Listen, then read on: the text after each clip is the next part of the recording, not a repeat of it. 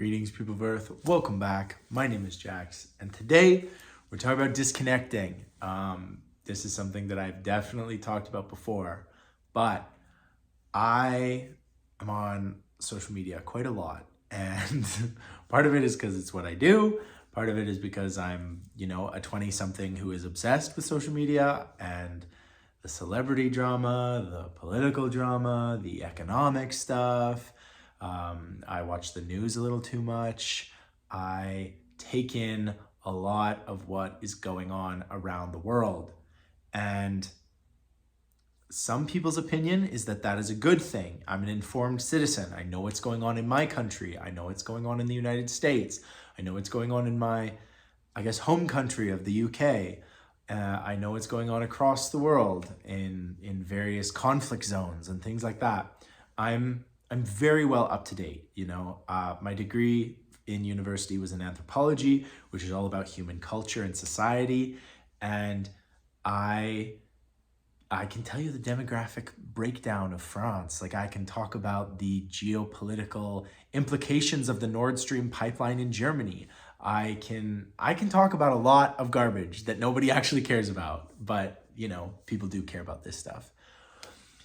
The problem comes when it's all consuming, when our lives become totally dependent and reliant on daily news. When I wake up in the morning, my phone is typically the first thing I go to, and I check my emails, I check the news, I check my messages, and oftentimes that first 5 minutes waking up ruins my day, because I'm greeted with bad news politically.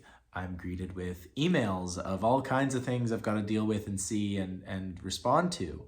Messages from people asking me to do this or that, or make sure I organize this, or there's a birthday party coming up. And it's a lot. It's a lot to digest just as my brain is coming back online, is rebooting. We don't expect our computers to turn on instantly and go. I remember the days of the old analog computers of the 1990s where it took 15 minutes for a computer to start. You'd turn it on and then you'd go do stuff because it took a while to get it all online. But today we are expected to live in this digital, artificially intelligent, super fast age, and it can be exhausting. It's almost impossible to keep up with everything that is going on, developments across the world and technology and everything. There's so much, and disconnecting has become a very powerful word. It's become a very trendy thing. It's become a very important necessity. And I am experimenting with disconnecting on a whole new level. So far, it's been really great. My mind is quieter. It's just a little bit more easy to get through my day, to organize my priorities. And I've really enjoyed it. So basically, I wanted to talk about it, the effects it's had. It's an early thing. I've been doing it for a few days now, but I have noticed a real decrease in my stress and anxiety levels. I'm someone who's diagnosed with social anxiety, and even disconnecting from the online stuff has helped the social anxiety, which is insane, which is a crazy thing, but it's true. So first of all, I think if anyone is considering disconnecting or removing, I think you first want to look at your basic health. So food, what you're eating, how you're sleeping, drinking enough water. That is so crucial. The month of October, I was not drinking enough water, and I had some blood test results back, and it's you are severely dehydrated. Yikes. Fatigue, all kinds of not fun stuff. So make sure you're meeting those basic needs of food, sleep, water. Make sure you're taking some time where you can understand how stressed you are. I think it's really difficult. I recommend looking into body meditation. Body meditation is a type of meditation where you are meditating and you are breathing. You are doing the standard stereotypical meditation, but you're also scanning your body. You're also being mindful of every joint and knuckle and ounce of flesh that you have, and you are basically asking your body, like, how are you doing? How is this all going? And I know it sounds kind of like funky voodoo energy kind of thing, but it's a real thing. And I think we're really disconnected from our bodies. We tend to live up here in our minds, and especially on social media, it's all about the mind. So make sure you're getting some physical exercise in and doing that body scan, just like analyzing, like, how is my neck? How is my posture? How do my shoulders feel? How do my wrists feel? And just taking that time to slowly go through, appreciate your body for what it is, because it's an amazing machine that works 24/7 for your entire life, which is just insane.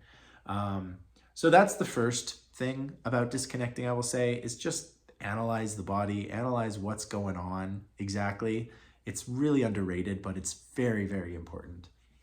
Second is decide the impact that the extent to which you want to disconnect.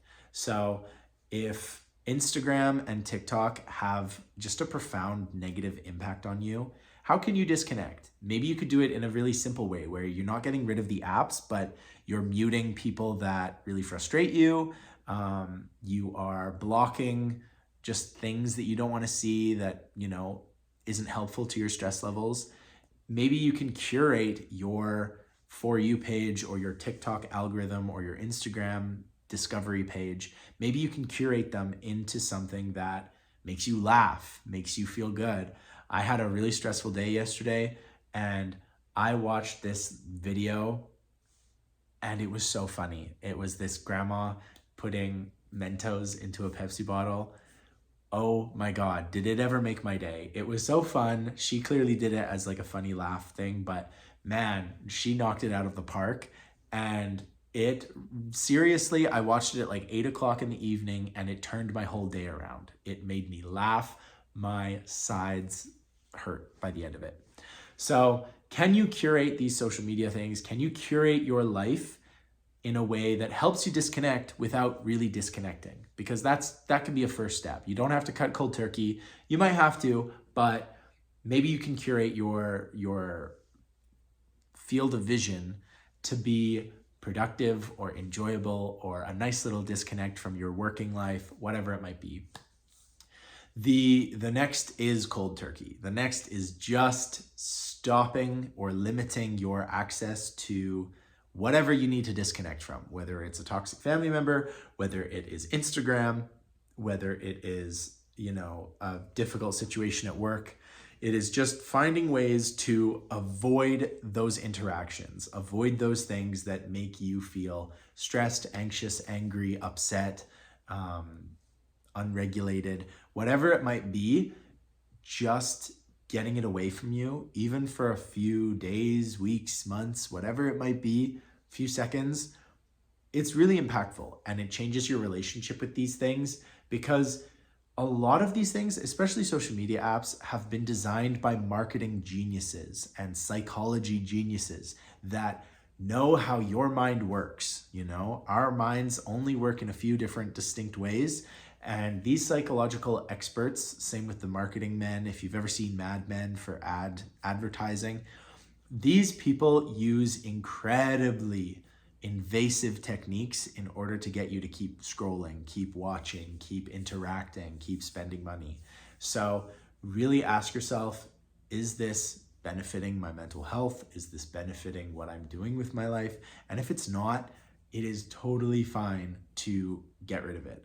I've been a big advocate that if you find my content in any way dysregulating, upsetting, disagreeable, whatever, you need to get rid of it. You need to block me. I think if there were content creators, and there are, that I see on TikTok and Instagram, and they really just rub me the wrong way, they cause me to be angry, they want me to be angry, and I've blocked them. I've gotten rid of them. And, it's really I'm not casting any shame or anger towards them. It's just, for me, that content is not productive. That content isn't good for me. That content doesn't help me feel mindful or regulated. And so I wish these people the best with what they do. I hope they're successful. I hope that they make the world a better place. But I'm not going to be contributing to it. I'm not going to see them. I'm just going to block them. And Your job is to do that with every creator, every kind of social media input you decide to make. If you find that my content or someone else's content isn't very good, it's not good for you, for whatever reason, it just rubs you the wrong way. And I know from personal experience that there are some people who really hate my videos, and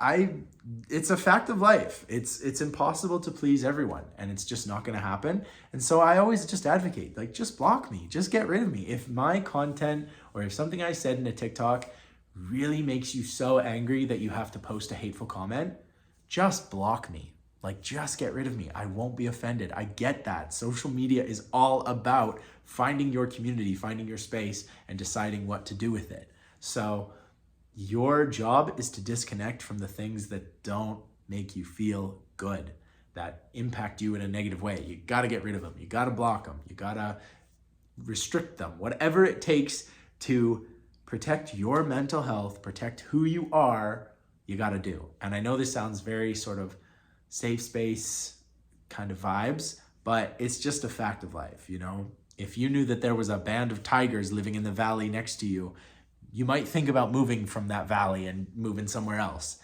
And there's nothing wrong with that. That is self-preservation. So that's what I can say about that.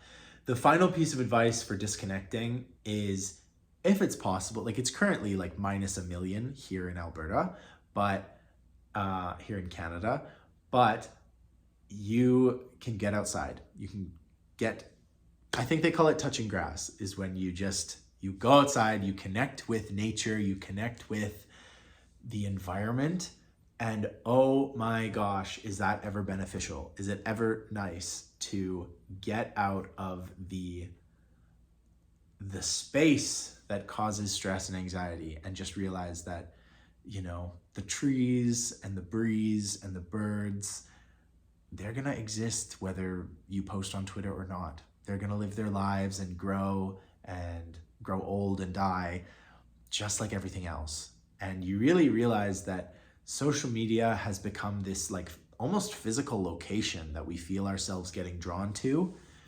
But when you go outside and you go to an actual physical location without your phone, without the connection to those things, you realize, like, oh, that's all made up. That's all imaginary. And it is imaginary. It can have real world repercussions. It can have a real impact on the world, but it's not real. It's not tangible. You can't feel it like you can go up to a tree trunk and feel it. And I think that's a very powerful thing to constantly remind yourself, that this crazy news cycle, the things that are happening in Washington, D.C. or London or Beijing, these things are millions of miles from most of you, from me at least. And whether you're close to one of them, you're going to be thousands of miles from the other one. So just understand that these things don't impact us as much as we think that they're going to impact us. Obviously, if there's some catastrophic once in a generation kind of news event, that could have some impact and repercussions for us. But on the whole, staying just slightly informed, staying just, you know, kind of what's going on, if that is where you need to be to make yourself be able to get up in the morning and think it's a beautiful day, let's go crush it, let's go make the world a better place, then do that.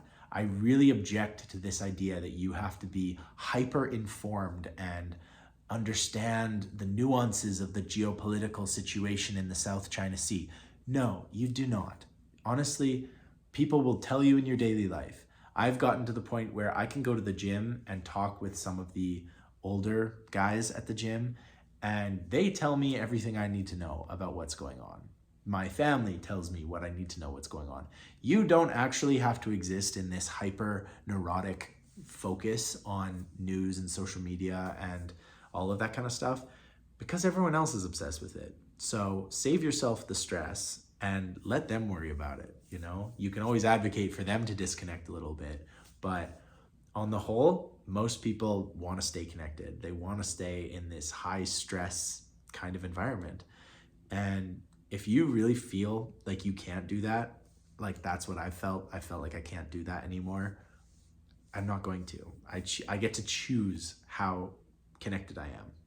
So that's my advice.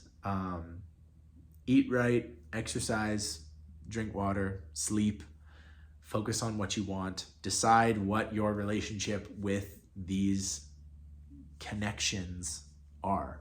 Decide how connected you want to be, because you absolutely get to choose how connected you are. And I can honestly tell you a little bit of wisdom from a young kid. It is almost always better to be an arm's length away from this kind of stuff rather than have it right up on your chest, preventing you from breathing. That's my 2 cents. Let me know what you think about disconnecting, feeling connected and disconnected, and the relationship you have with it. Have you gone through periods of your life where you were really disconnected and you were super happy, or maybe you were super upset about it? Let me know. And thank you guys for watching. I hope you're having a beautiful day, month, year, millennium, century, week, whatever you're having. I hope it's amazing. And as always, I will talk to you guys tomorrow.